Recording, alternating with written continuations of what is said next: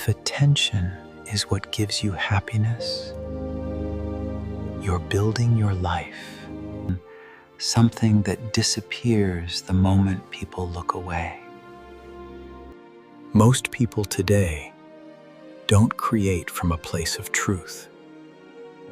They create because they want to be seen, admired, validated. And the strange thing about attention is, it doesn't stay with anyone for long. It moves. It flickers. It chooses a new favorite on the moment something shinier appears.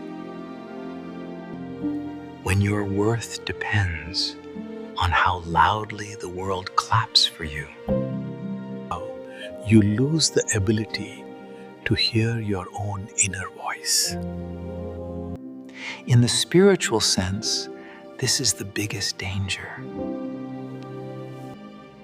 Because the moment your identity hangs on other people's approval, your soul becomes restless. You start living outside yourself.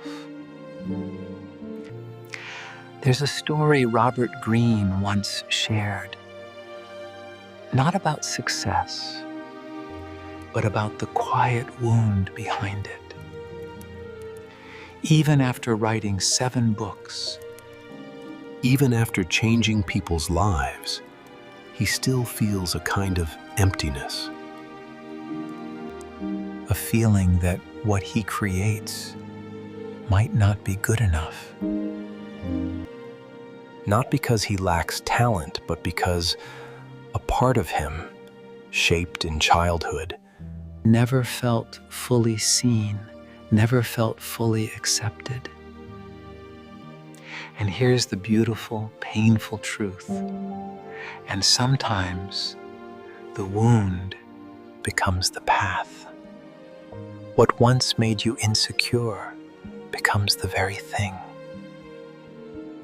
that pushes you deeper, closer to your craft, closer to your truth. Pain, when understood, can turn into discipline.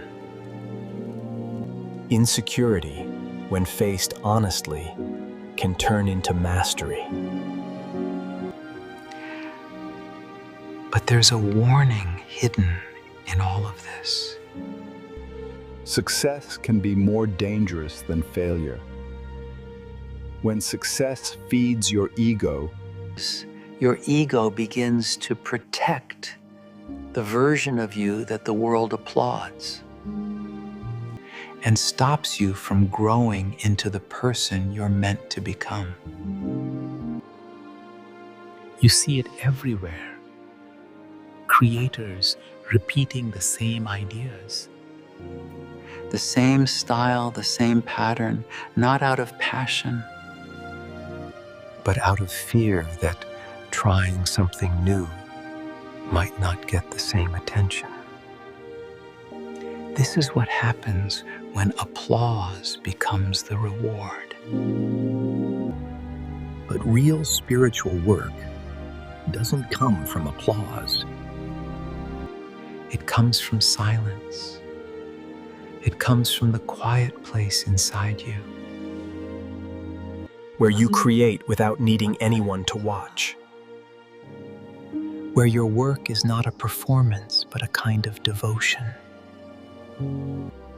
When your work comes from that place, something changes. You stop chasing attention, and attention stops controlling you. And here's the deepest part. If your reward is attention, you'll always feel afraid of losing it, afraid of being forgotten, afraid of not being enough. But if your reward is the act of creating itself, the expression, the meaning, the offering, then your work becomes something that lives beyond you. Something people don't just watch, they feel. The world forgets influencers. but it remembers those who create from the soul. So ask yourself gently, are you chasing attention?